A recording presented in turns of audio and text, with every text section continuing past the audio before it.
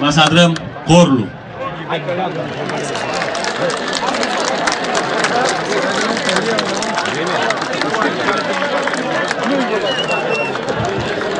Da.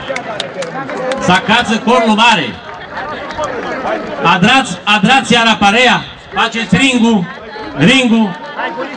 Suțata, Iholu, Iholu, Veria, Pilisterlu, Jboața Pindului, Sacață, Corlu Mare, adrați locul.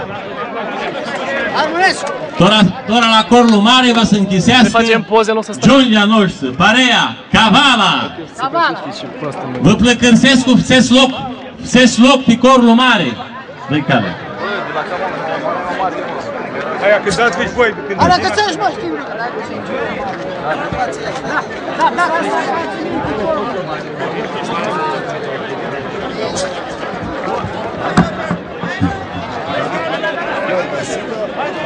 Hai muzica! Gheorghe, spuneți! I toraiem și mălim la urnele toraiem și mălim la gol. Ambulanția n-armălave, și de Marcu la Hore.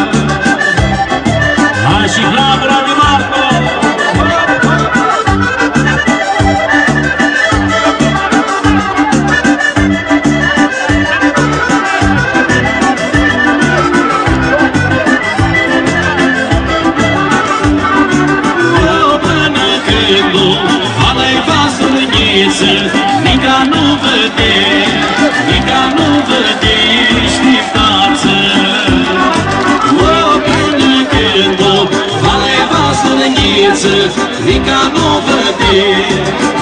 nu vădi știftață. Hai!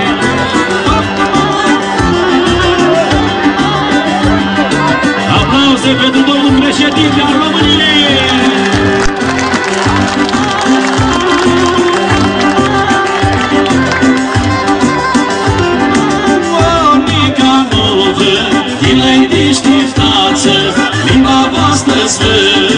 Limba voastră zvă cântață. O, nica novă, dilei de știftață. Limba voastră zvă cântață. La parte!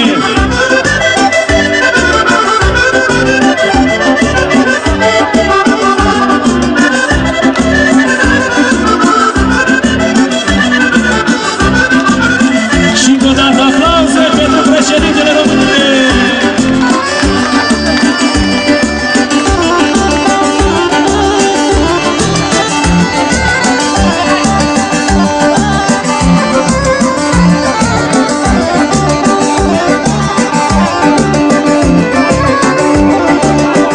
Toată lumea să agață cum! Onica voastră, zvârle cântață, că noi fim armări, că noi fim armări curață. Onica voastră, zvârle cântață, că noi fim armări, că noi fim armări curață. Haideți să...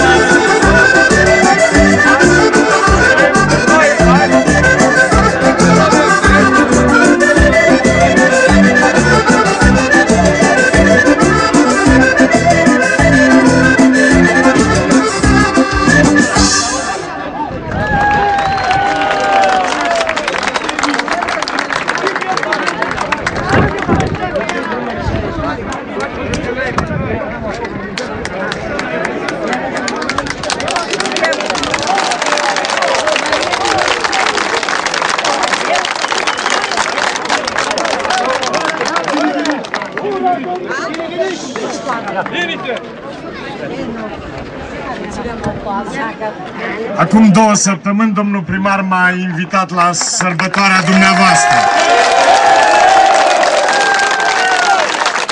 Îi mulțumesc pentru invitație și vă mulțumesc dumneavoastră pentru ospitalitate.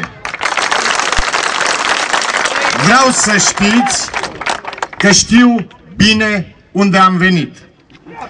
Știu ceva despre istoria dumneavoastră și despre tradițiile dumneavoastră. Am și cu mătru Machidon de altfel.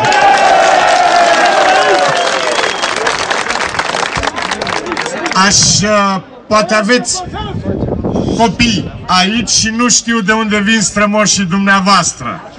Și am să le spun eu. În 1856, strămoșii de astăzi ai părinților voștri, dragi copii, trăiau undeva în munții Epirului, într-o localitate numită Grămuștea. 20 de ani mai târziu, în 1876, localitatea a fost distrusă de musulmanii din Albania și Macedonia.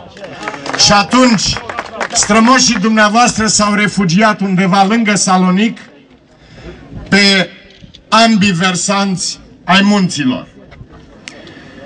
A venit însă războiul balcanic în 1913 și în urma acestui război, parte din neamul dumneavoastră a rămas în Grecia și altă parte în Bulgaria, fiind împărțit de frontiera trasată în urma războiului balcanic.